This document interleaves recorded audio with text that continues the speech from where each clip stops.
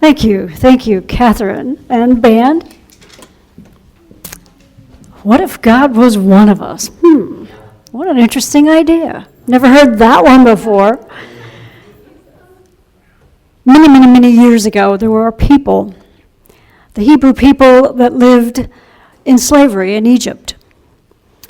They'd been slaves in Egypt for many generations. And Moses, and the people were getting impatient, and they were kind of tired of it, being slaves. It's not a lot of fun. And the Pharaoh wouldn't let them go.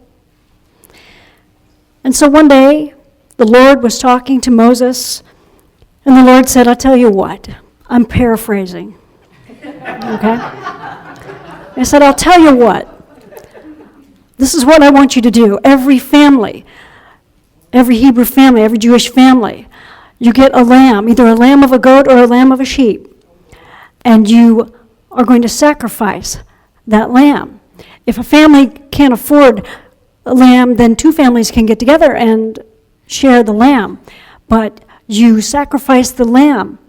You kill it and you burn it in fire and you eat it. You eat it all that night. There can be no leftovers. You cannot boil it. It has to be done in just this way. And first you take some of the blood of that lamb and you put it on the doorpost and on the lintel above the door. And that will keep you safe. That will keep you safe. That will keep death away from you. Death will pass over your families. Wow. I thought of that story because it's like now, COVID-19. How many of us have gone into fear? How many of us have gone into a generalized anxiety? Can you feel your chest get tight just because you're thinking you shouldn't be breathing that deeply because the virus is in the air?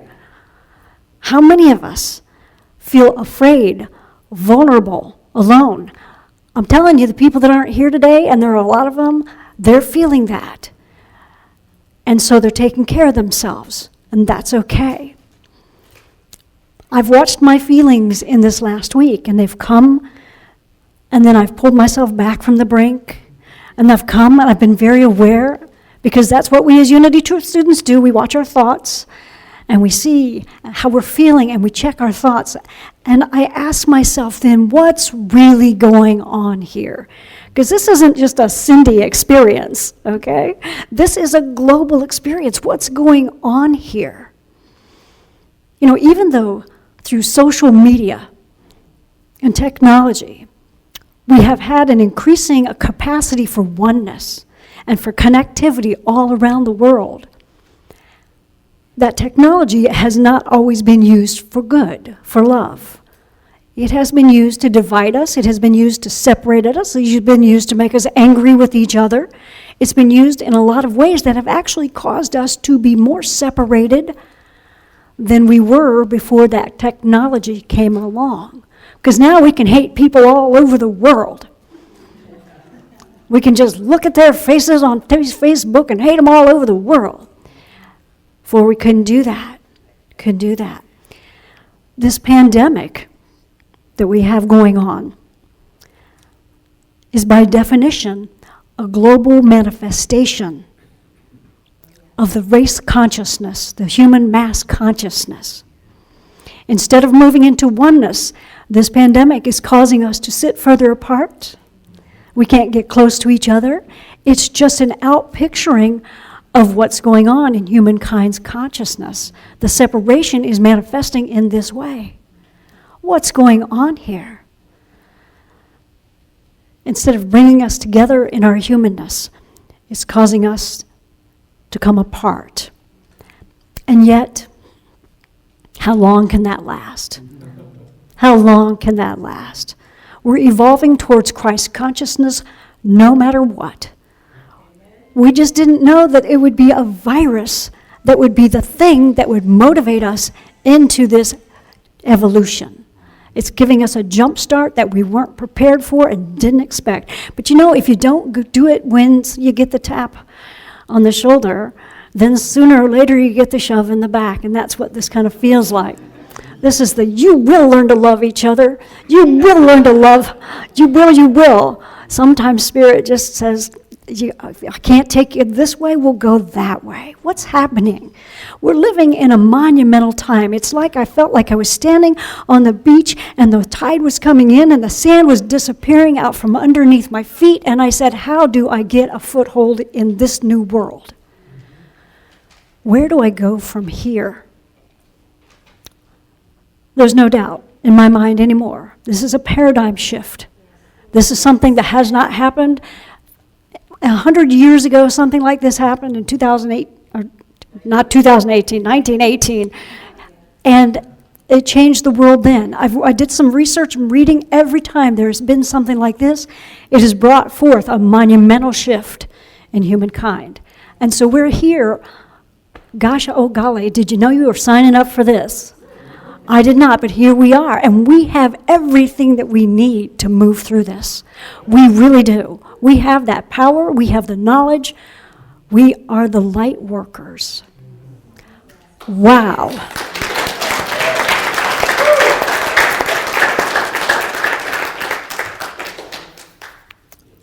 So let's look at this a little bit for a way to try and figure out how we can remember this truth. In Exodus, every household in the Pharaoh's kingdom in Egypt suffered the loss of the firstborn child and the firstborn animal.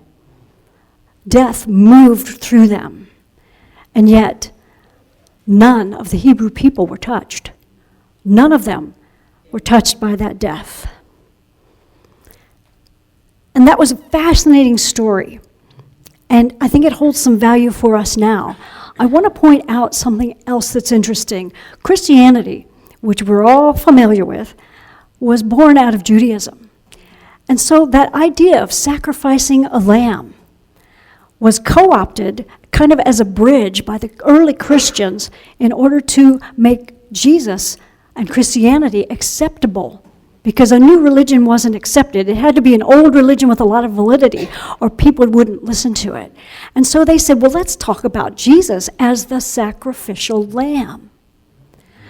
The blood of the lamb, washed in the blood of the lamb. You've heard those expressions. Some of them I hadn't heard until I worked at Silent Unity, and Christians would call in, fundamental Christians, and ask me to pray in the name of the blood of Jesus, and they wanted to be washed in the blood of Jesus, and I said, what is that? I didn't say that to them. I said it to myself. I prayed any way they wanted me to pray with them, because it was about them, not about me. But that idea that Jesus was a sacrificial lamb, that's kind of an interesting thing, because a lot of us still believe that if we sacrifice enough, if we work hard enough, if we try hard enough to be right and good and perfect, and if we sacrifice this and that and the other thing, we will be on a stairway like an escalator on our way up to heaven. And as long as we don't fall off, we'll get in. And everything is going to be fine. There's a big escalator in the sky. And Jesus is at the top saying, come on, see if you can make it. See if you can make it. Eventually, that's the question that trips most of us up, and the reason that we're here in unity. Because here's the question. If that's true, how could we believe in a God that would tell his own son to sacrifice himself for somebody else? Just go through a horrible, cruel death for other people. I wouldn't ask my child that. What kind of a God would ask that?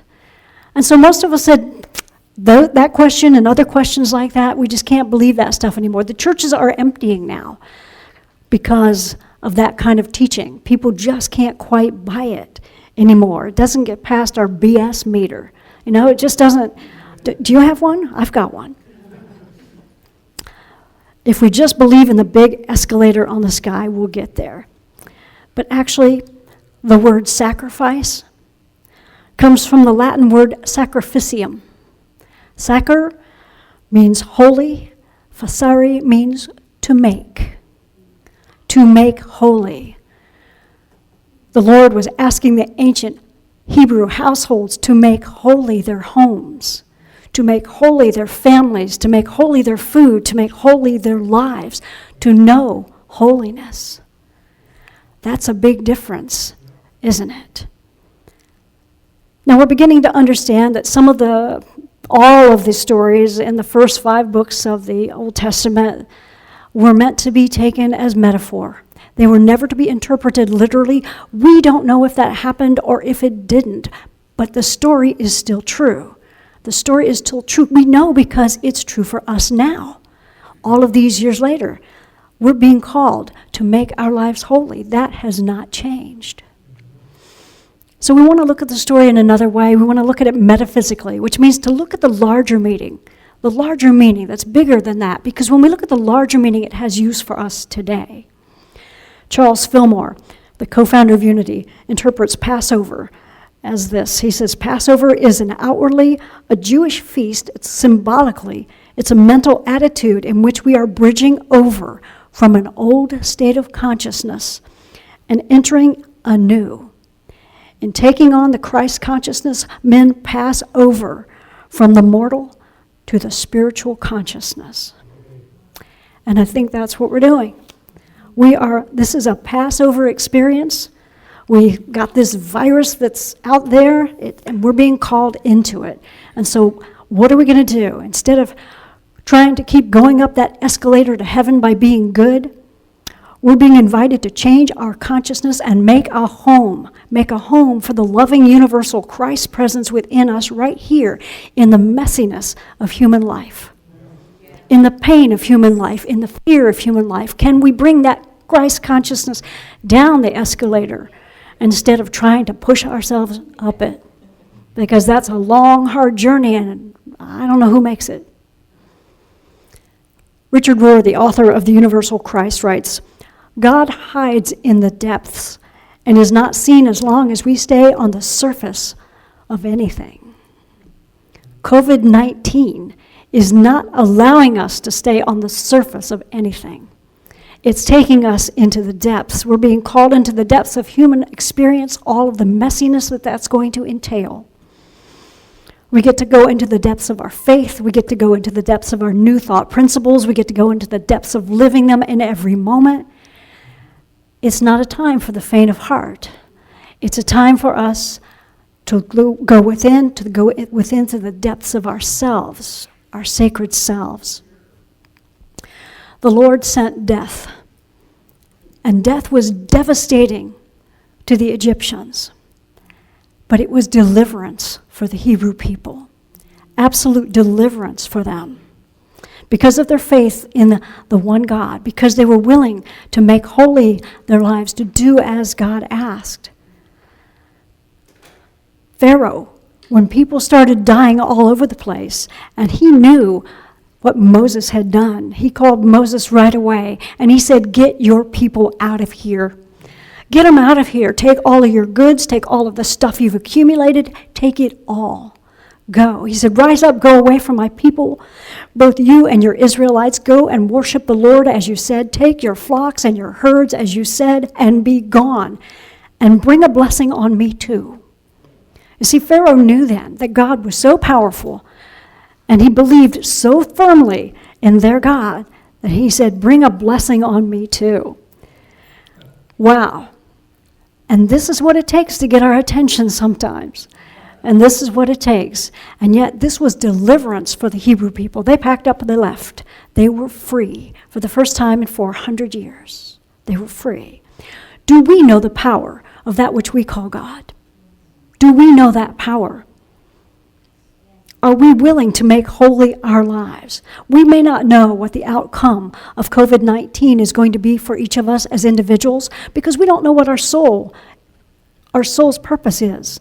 You know, your soul's purpose may be to leave at this time. We don't always know that unless we're really highly evolved and intuitive and listening to our inner guide. Then you might know. But on an individual level, most of us don't know. But what we do know is as a world, this is a Passover experience. This is passing over of an old consciousness of fear and separation and lack and limitation. We're passing into a whole new world where we're free of all of that old thinking that has gone before. Can you imagine what life will be like when we're past all of that? Please do. Hold on to that. Please do. Because we've got some messiness to go through before we get there. And we're going to need to hold to the view of the positive future that we're looking for in order to keep from getting pulled down in fear and to keep getting dragged down by it. The Hebrew people sacrificed a lamb. They put that blood on the gatepost and on the lintel. Did that blood have some magical power to protect them from death? Do you think it did? I don't know, but I do know that this story is about people that were just like us. People have not changed all that much. Some evolution of consciousness, but we've all still got, the 5 fingers, 5 toes on each. And so they weren't that much different from us. Do we think that we have the power to stop the coronavirus? Do we think we have that? Should we act in foolish ways? Or some might not call them foolish. Should we go about our ordinary everyday life and touch and do all the things that we used to do? Should we do that? Well, one day the Prophet Muhammad noticed a Bedouin leaving his camel without tying it up. And the Prophet said, "Why don't you tie up your camel?" And the Bedouin said, "I placed my trust in Allah." And then the Prophet said, "Tie your camel and place your trust in Allah." And I think this is a lesson that we need to learn.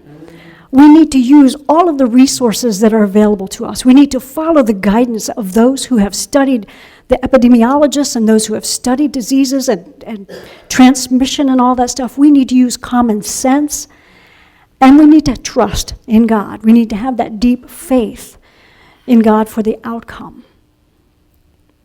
According to the Quran, and I don't know that I've ever quoted the Quran before in here, but it's all one faith, one people. Allah will not change the condition of a people until they change what is in themselves. Does that sound familiar? Tie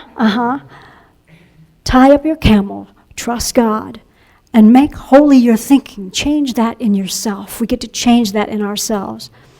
We can find that same truth in many different faith traditions. All of us have that power of our focused, creative thoughts. That's what we have. That's what we can do. And up till now, with notable exceptions, humankind has pretty much been living in the dark and not using that power. But we really come alive when we bring that Christ presence down into the messiness of our daily lives and let that guide us. Let that help us to live to our fullest potential. We can call this enlightenment. We can call it at-one-ment. We can call it Christ consciousness. Lots of names for it, but that's what it is. It's bringing the wisdom, the love, the peace of God, the joy of Spirit into our current moments, into now. Even in all the messiness, even when it's scary, we still get to bring the love, the wisdom, the peace, the joy into our lives. To do that, we have to have faith in our inner being. We have to have faith in our higher self. Faith that the universe is based on vibration and it's based on certain principles and laws that are unfailing. They are not contradictory. It's not willy-nilly. It is spiritual law. So we get to depend on that, place faith in that. We get to have faith in our eternal nature. So that if we are going to leave the planet at this time, okay, I took off that tight-fitting shoe. I will put on another, and I will go back on another journey. It's hard to say that when you're faced with it, when it's right up here in your face. It's a little easier to say it now when we have some distance from it. But remember that. This is an eternal journey. And so this is one expression of that. So, Passover. Passover is bridging over from an old state of consciousness and entering into new. It's entering and taking on the Christ consciousness. What protected the Hebrew people from the death was not the blood of the Lamb. It was their faith in the blood of the Lamb. It was their faith. They chose faith instead of fear. They had been told by Moses, their very powerful leader, that if you do this, death will pass over you. And so they believed that. And so it was for them. It was like an immunization, against death, because fear is what kills us. Fear is what does it. I was listening to Abraham Hicks this morning, and someone finally asked Abraham about the coronavirus. And Abraham said the virus itself is infinitesimal. It's so small. It's the fear that is in great abundance and that does no harm. Again, paraphrasing. But that's the way it is. And so our work is to stay in our faith and not fall into our fear. Now, I'm not a physician, I'm a metaphysician. I look at the bigger picture, but if I could write a metaphysical prescription, I would say that it is time for us to get quiet and listen to what our own hearts say to do about this. Because no one knows where you are in consciousness. No one knows how far from fear you are or how far into faith you are. And if you're into your fear, it's not a time to go out hanging around with people that are sneezing. And if you're in your faith and you feel like you can do like Mother Teresa and go take care of the lepers and not get sick, then that's possible too. But you'll need to know what your own inner being says about that. Nobody can judge another person for what they're doing in this time because we don't know where they are in consciousness. But this is what I'm doing to boost my immune system during this. Paying attention to my feelings, changing my thoughts. If I find myself walking up to that brink where I'm afraid and my heart is pounding, I can step back and I can start to say positive affirmations, things that make me feel better, things that I believe, and I can stop watching the news. I've done a lot of research because the board gets to decide what we're going to do going forward here. Tomorrow afternoon, we're having a meeting. And so I felt responsible for doing a lot of research to find out what the facts are as much as I could.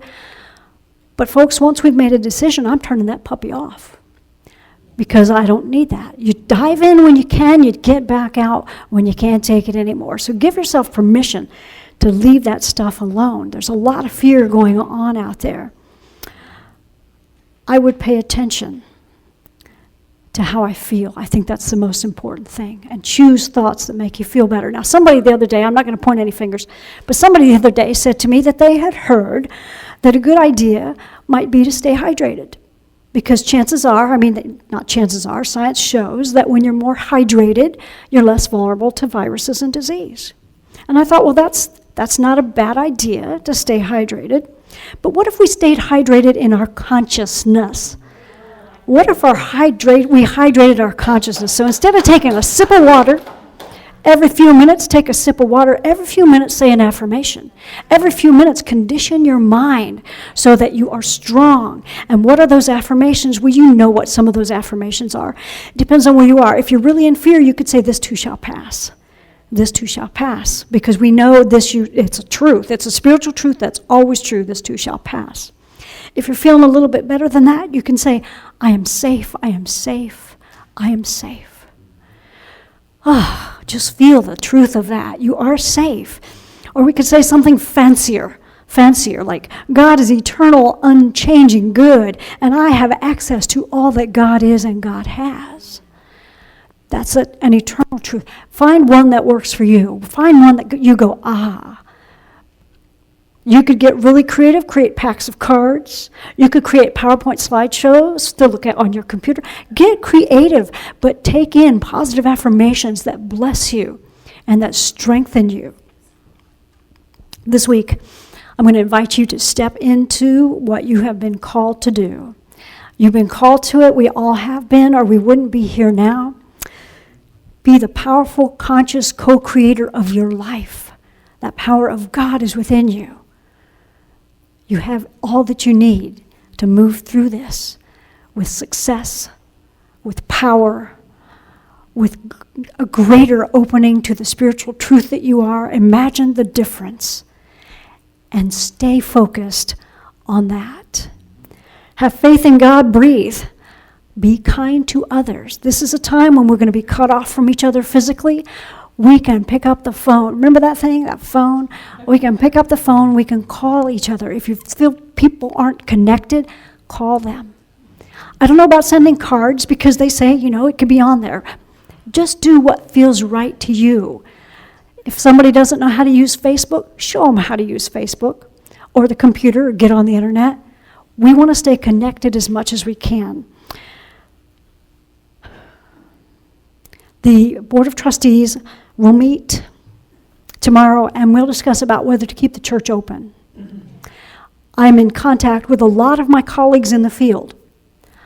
Some of them are having to close because they found out that somebody came to church with the virus. At that point, it's a whole nother game. At that point, everybody leaves, everything has to be sanitized. Everything changes. You have no choice then but to close. So we want to do what is best for this community. We're going to work on finding ways to get it out. I'm looking at YouTube Live. And so all you would need to do is go to our YouTube channel and watch it. We'll see if that works. It's some technology I'm getting to learn. But just take care of yourselves. If you don't come to church, nobody is going to shame you or blame you. If you do, know that you're safe. You're safe. And we are blessed. And I thank you for being here this morning, so I had somebody to say all this to. Thank you, and God bless you. Thank you.